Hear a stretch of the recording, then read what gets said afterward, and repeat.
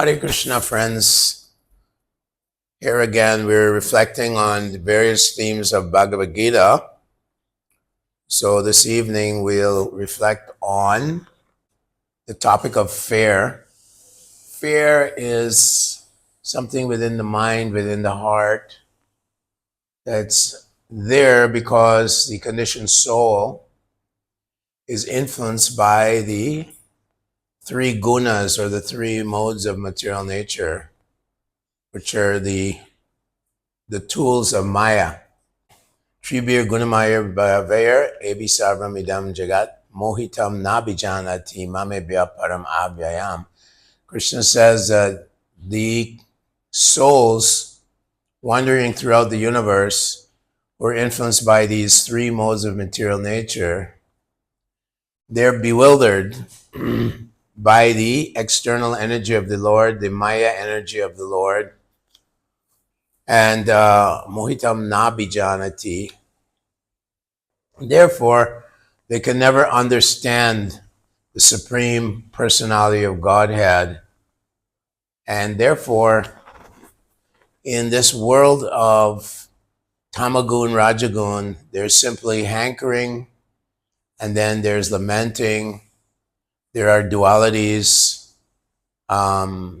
such as feeling elated, feeling depressed, and so on.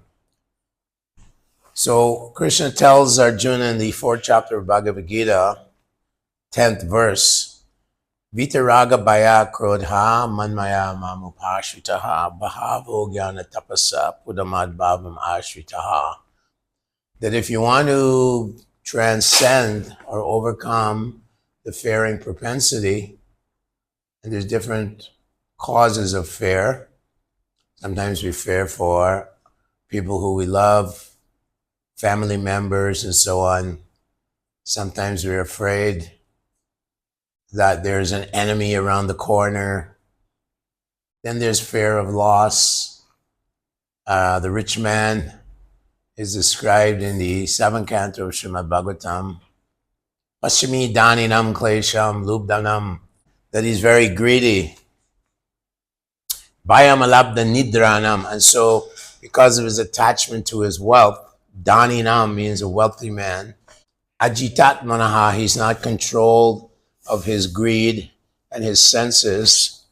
Abhaya alabda nidranam, he loses sleep at night because he's worrying about government coming after him to get his money through the form of taxes or other penalties. Or he's worried that maybe a thief will break into my palace, my palatial mansion, and therefore he puts up all kinds of equipment and technology and hires people to guard his wealthy domain. So Bhaya alabda nidranam, still he's losing sleep. Perhaps he got the money by hook or crook. Konu artam trishnam visprijat pranebhyopya itsitaha. Prahlad Maharaj is listening to a Avaduta, and the Avaduta is saying, Kuno artam trishnam visprijat pranebhyopya itsitaha, means that one's desire for money is stronger than one's own life air, one's own attachment to his life air, which is very strong. So in this way, materialistic people, they're so attached to their material possessions and so on that they're afraid of losing it at any time. In fact, we've seen in the past that very wealthy people who lost their fortune would give up their lives in the form of suicide and so on. The different types of fearing is there. Fear from enemies. Nowadays, there's so much conflict between different communities, or there's conflict internationally. Sometimes there's conflict within one's own family because of the influence of Kali Yuga, the age of quarrel.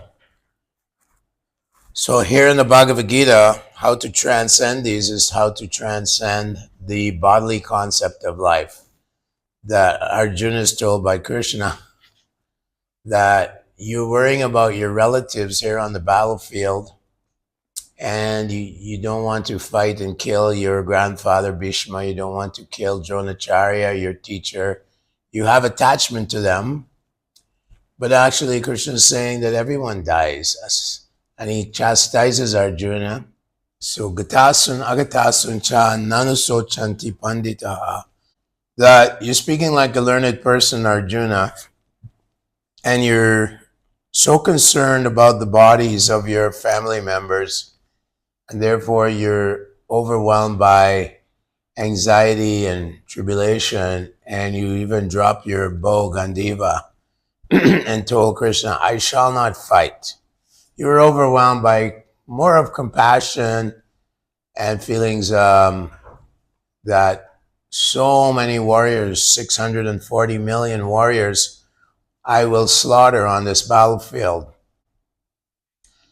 So Krishna tells him that you're speaking like a learned person, but you have to know who you are. You're spirit soul.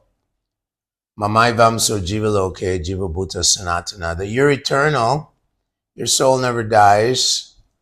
And therefore you have to do your duty as a Kshatriya and fight this war, which is God's himself, Krishna himself's plan for the world to diminish the influence of the demonic kings on this planet at the time, 5,000 years ago.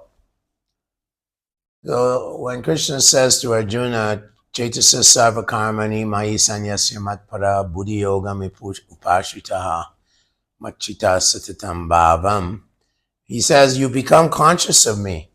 When we think of Krishna, we transcend the influence of all these negative forces like fear, anger, attachments, material attachments, of course.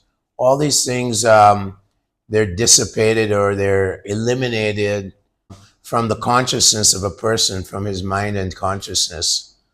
And one becomes Brahmabhuta or transcendental. Krishna tells Arjuna, Brahmabhuta prashanatma na sochati na kankshati samasarveshu bhuteshu madbhaktim labate param. That one who is on the Brahma Bhuta platform, one who is on the transcendental platform, who sees all living beings as parts and parcels of Krishna, Sarva Bhutatma Bhutatma, then for him there's no fear, no anxiety, no hankering for so-called material happiness, or no lamenting when there's material distress. One is in complete equilibrium. So the mind becomes very steady, and with a steady mind, tasmad sarveshu kaleshu mam anusmara yudhyacha, maya arpata mano buddhir. Krishna tells Arjuna that you should do your duty, and at the same time, mam anusmara yudhyacha, while you're yudhya, while you're a warrior, while you're fighting in this battle, mam anusmara, you remember me, you think of me. Manmana bhava mad bhakto madhyaji mam namaskuru mame vaishyasi satyam te pratijani priyosimi. One who is thinking of Krishna, as Krishna instructs here, manmana bhava mad bhakto, to become his devotee. And if you follow under the guidance of his bona fide representative, the spiritual master, the guru, then you will see that Krishna will manifest within your mind, within your heart. Madhyaji mam namaskuru. Worship me and offer obeisances to me. Mame vaishyasi satyam te pratijani priyo. You are my devotee and you're very dear to me. Therefore, Krishna takes over the life of his devotee. And the devotee therefore sees Krishna, or God, as his protector, as his master, and he accepts and expects Krishna's mercy and protection at all times. Bhaktosi me sakha cheti. Krishna tells Arjuna, you're my devotee and my sakha, my friend. So what is there to worry about? Machita sarva durgani mat prasada tarishyasi. Krishna tells Arjuna that if you become conscious of me through the process of bhakti yoga or devotional service to Krishna, under the guidance of a bona fide spiritual master. Sarva Durgani, all your problems, Durga, all your different obstacles in life, all your whatever reverse conditions you face in your life, all these things, by Krishna says, Mat Prasadat Pravishyati, I will remove all these things by my mercy. Krishna says, by my power, I will remove all these things. Tarishyasi, I will remove them all. Ata chet tvam ahankaram, but if you act through your false ego, thinking that you are the intelligence, you are the mind, you are the body, this is the illusion of life. People think, I am so intelligent, I am so powerful, I am the doer. Everything, every outcome is because of my effort. Not a fact. The hand of God is the most important of all the 5 factors of action. Adhistanam tata kartam karanam tapritag vidam vividam tapritag cheshtam daivam chaivatra panchamam. That adhistanam, time and place, kartam, the soul or the desirer for action, karanam, the instruments of action, the senses, eyes, ears, tongue, legs, hands, etc. Vidam, cheshtam, the endeavor itself, and daivam, Supreme Personality of Godhead. He, without the Lord's endorsement, without the Lord's desire, no one's efforts will come to fruition.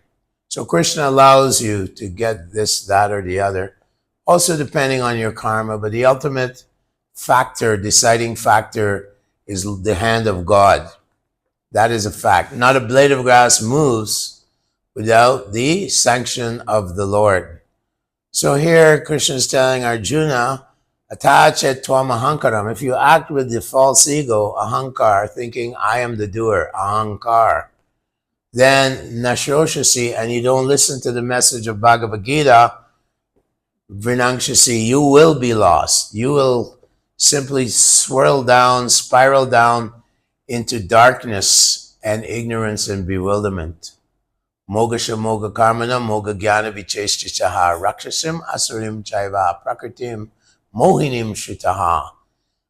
Those persons who are faithless and who have no faith in the guidance of scripture and guru, then Krishna says, Rakshasim Asurim, they're demons, demonic people, Asurim, and Rakshashim, they're envious of God, they're lowest of mankind, they're basically human man-eaters, and they will be caught up in the network of this illusory energy of the Lord. So in order for us to transcend and get out of this miserable condition, which is a faring situation, always faring, then we have to surrender to the bona fide spiritual master. Tadvidi pranipatena pariprashnena sevaya. Upadikshanti gyananina tatvadarshinaha. Te gyanam gyananina tatvadarshinaha. Upadishanti te gyanam. One should approach a bona fide spiritual master who is enlightened with knowledge and who can pull you out of this dense, dark ocean of birth and death, samsara, the ocean of birth and death. So the material world is full of danger, as warned by Sukadev Goswami in the Srimad Bhagavad Purana. Shamashitaye paraparava plavam mahat param punya yasho murari bhavam budurya vatsa param padam padam padam padam yad vipadam natesham. Padam padam means step by step in this world, so many dangers come. Car accidents, cancer, heart disease, blindness, all types of dangers are there. Government officials even, or envious nations, so many different dangers are there. But one who takes shelter of Murari, Krishna, is the enemy of the Mura demon. He killed the Mura demon when he was in Dwarka. So Lord Krishna is known as Murari. One who takes shelter of such a person as the Supreme Person, Krishna, one who takes shelter of Krishna and his devotee, then he turns this whole dangerous material world, this ocean of danger, into as much water that can be fit into the hoof print of a calf. That's the description. Shamashutaye padapalabharahamam mahatparam punya yasho murari. Bhavambudir vatsam padam padam padam padam padam yad vipadam natesham. That we're simply step by step. Well, there's going to be danger. There's always danger on the royal road. But Krishna will protect us. Krishna promises in the Bhagavad Gita that he will protect us.